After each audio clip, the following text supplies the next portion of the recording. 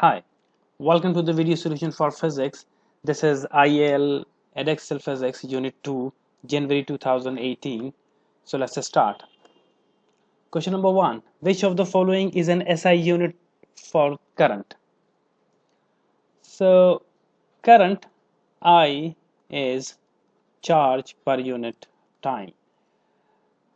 And the unit of charge is coulomb and the unit of T is second. So coulomb per second or CS inverse. So CS inverse is SI unit of current. So your option is B.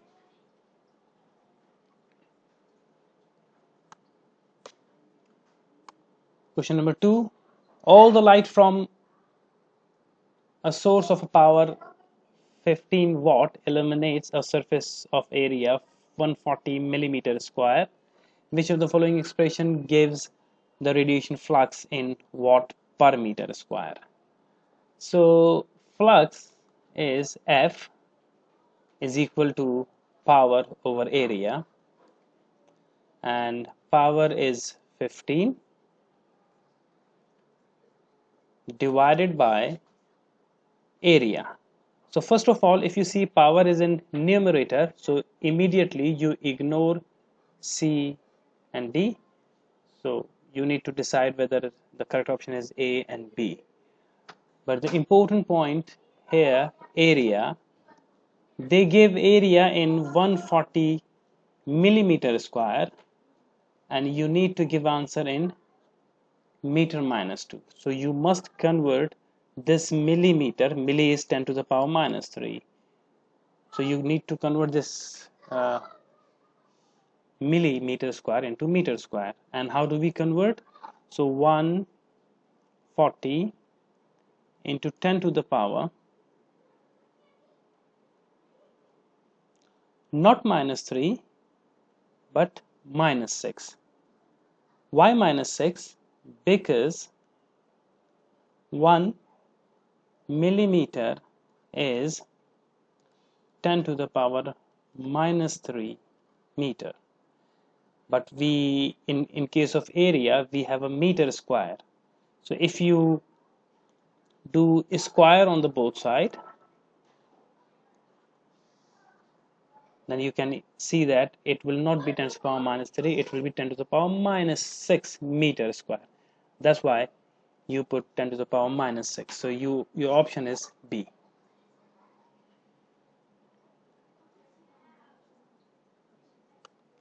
Question number 3.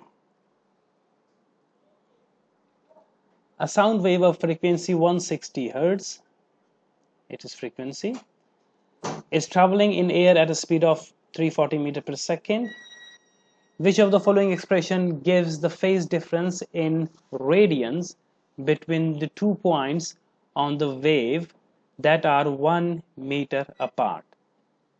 So if you have a wave,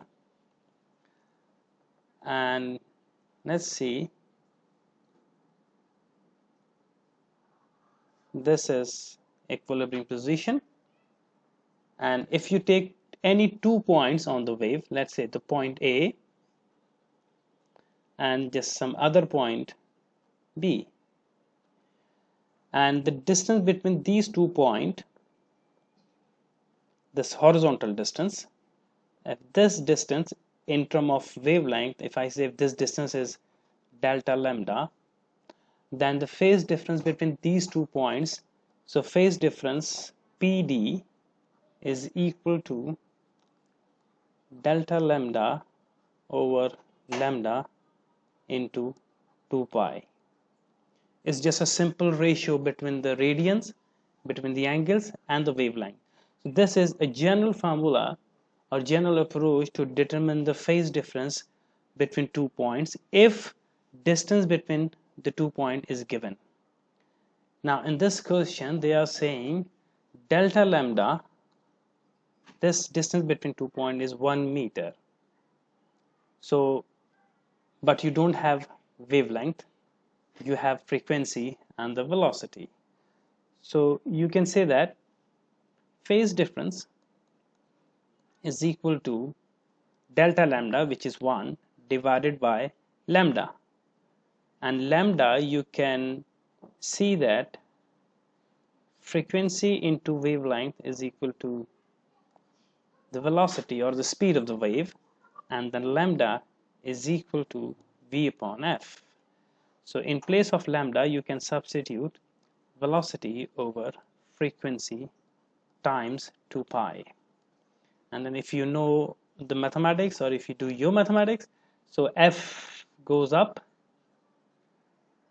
and then it will be, phase difference will be f upon v times 2 pi. Clearly, frequency is 160 hertz divided by velocity 340 times 2 pi. This is the phase difference. So meaning your option is C.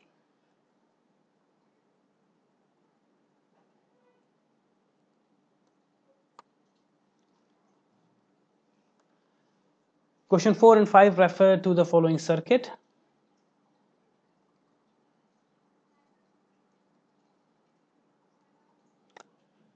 Okay, I, the external resistance. A cell has electromotive force E and internal resistance R. It supplies a current I to an external circuit with resistance R. Which of the following is an equation for the terminal potential difference V of the cell? You know that you have an equation between EMF and the potential difference.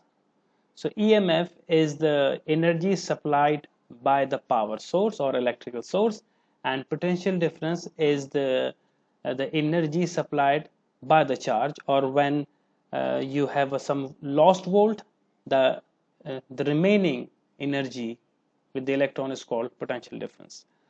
So what happened? This battery is producing electrical energy with the value E, or this is the EMF. But due to internal resistance, if this is some charge gaining some energy E from the battery, and as these charge pass through this internal resistance, they lose some energy.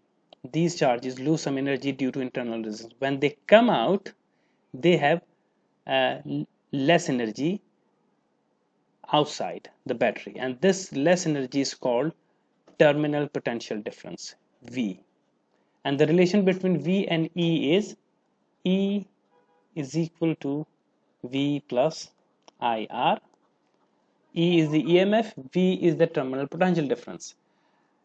This terminal potential difference is as same as the terminal potential difference across the cell or voltage across the components, because we ignore the resistance of the wire. That's why the terminal potential difference of the cell or terminal potential difference of the resistance is same.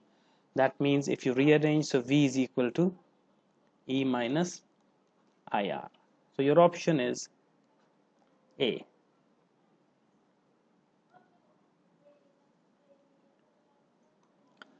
Question 4. A cell has sorry, we have done 4. This is question 5. Which of the following expressions gives the efficiency of the cell in this circuit? Efficiency. You know that efficiency is output energy divided by input energy. So clearly input energy is E and output energy is voltage across the component. That means efficiency should be V upon E, but this is not given in the option. In fact,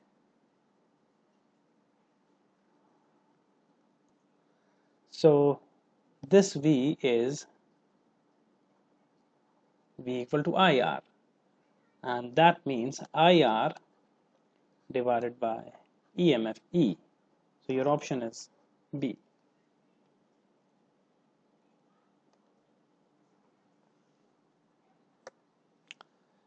Question 6. A source of sound moved away from a stationary observer. The wavelength and frequency of sound that reached the observer were compared to the wavelength and the frequency of the sound emitted by the source when it was stationary. Which row of the table shows how the observed wavelength and the frequency changed when the source started moved away?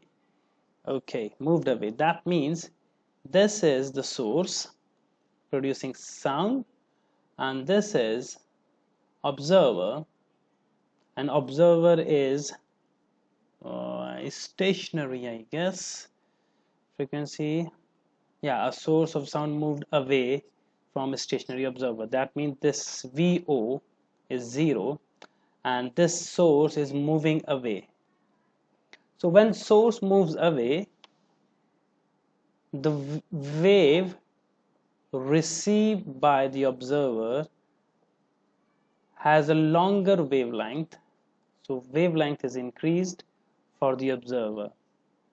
So if wavelength is increased, so frequency should decrease.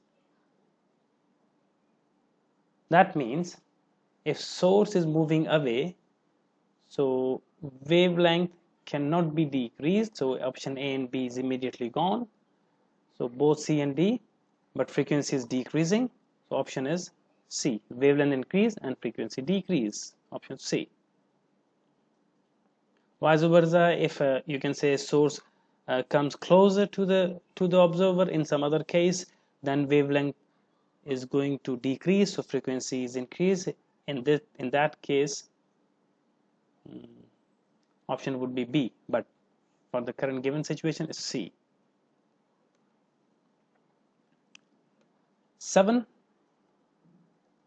A diode is connected in series with a resistor of resistance R and a battery of negligible internal resistance. This is our diode and 3 volt power supply. The potential difference across the diode is 0.7 volt. Which of the following expression gives the resistance R of the resistor? So if you need to find the resistance R,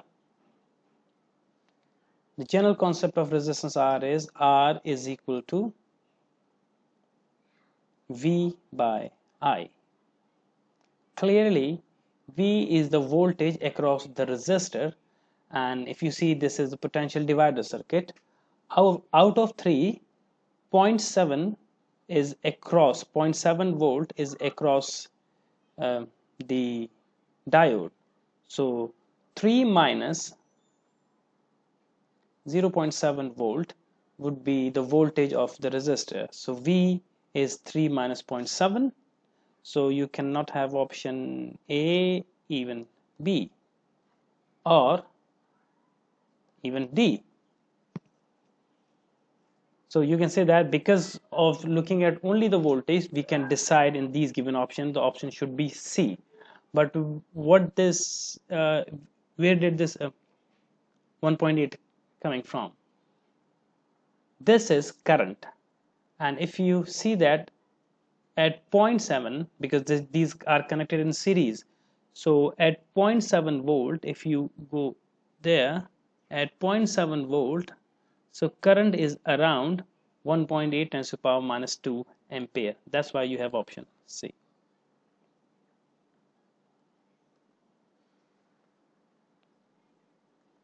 Question 8. A monochromatic source of light with the power P emits light with the wavelength lambda. Which of the following expressions gives the number of photons per unit time? Remember, sometimes they give to find the number of photons. So number of photons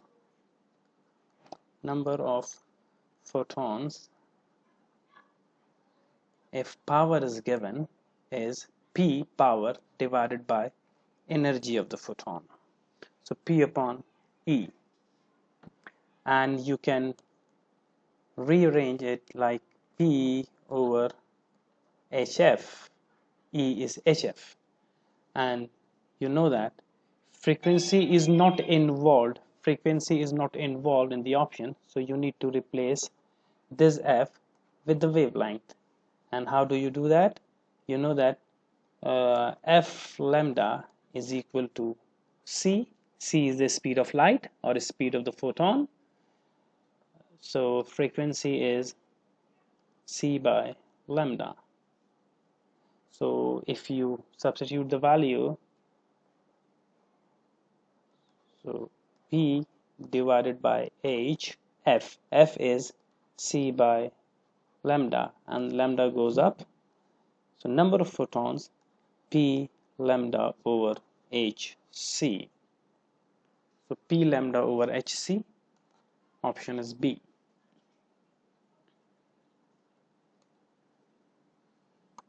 Question 9. Which graph shows how the resistance R of filament bulb varies with the temperature? So resistance of filament bulb and the temperature. So if temperature is increased, resistance also increases. That means you have direct relation. So you cannot have constant resistance because resistance is changing, resistance is not decreasing, resistance is not inversely directly proportional. So option is B.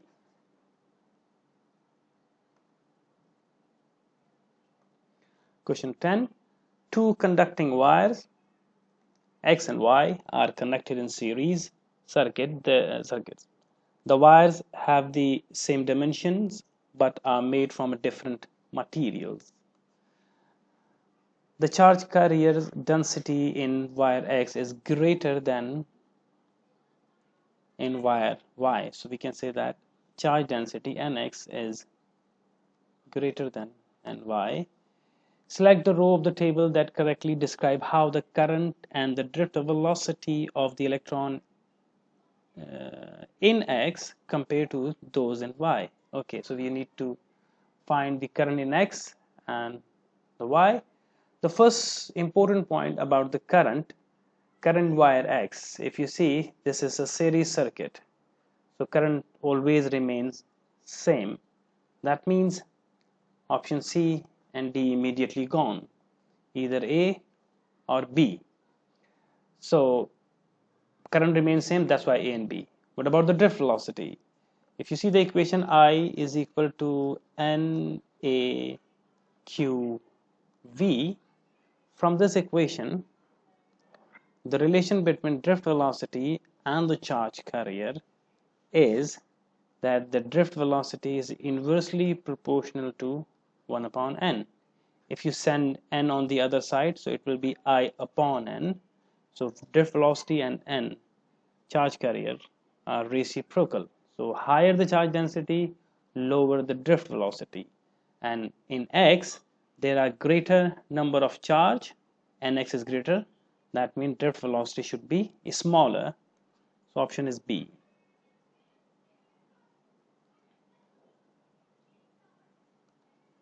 Question 11. A 50 ohm resistor and a 62 ohm resistor are connected in series with a battery of negligible internal resistance and EMF 9 volt as shown. Two resistors in series, 9 volt. Calculate the power dissipated in 62 ohm resistors. So if resistor is given and we need to find power dissipation, so excuse me, the power in any resistor P is equal to I square R. And I'm using this equation because you know that this is a series circuit and current remains constant in both the resistors. That's why I'm using this equation. So I have resistance 62, but I don't have current. but I can find the total current of the circuit using V is equal to IR. So I is equal to V by R. Remember, I am finding the total current, so I should use the total voltage of the circuit. That means 9 divided by R, and this R should be total resistance. That means sum of the 50 and 62, and sum of the 50 and 62 resistance, that means you will do that 9 over 112,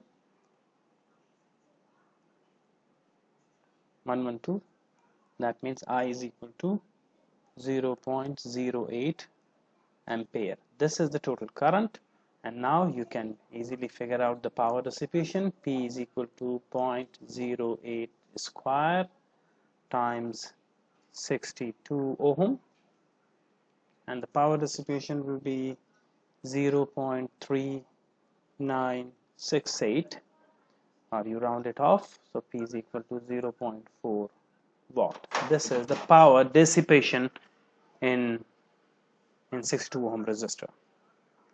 A 57 ohm resistor is connected in parallel with the 62 ohm resistors as shown below. Calculate the total internal resistance of this calculate the total resistance of the circuit. Okay, so first you figure out the total resistance of this parallel combination. Once you find the total resistance of this parallel combination, then you can directly add with 50 because they will be in series. So for parallel combination, 1 upon R, that means the total resistance for parallel combination is 1 upon 57 plus 1 upon 62. And then once you solve this 1 upon 57, 1 upon 62, your answer will be 0.0337. But remember, this is the most common mistake generally students do. They think that just adding these two will give you the total resistance. This is not the case. This is, sum of these two will be reciprocal of the total resistance. That means this 0.0337 is not R. This is in fact 1 upon R. So R should be equal to 1 upon 0.0337. When you divide with this, you have answer 29.7. So this is the total resistance of this parallel combination. And finally, RT, the total resistance of the circuit is 29.7 plus 50.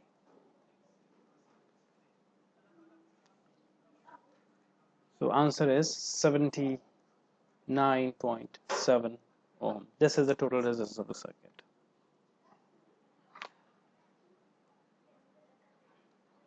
Thank you very much for this video. Hope you understood. Have a nice time.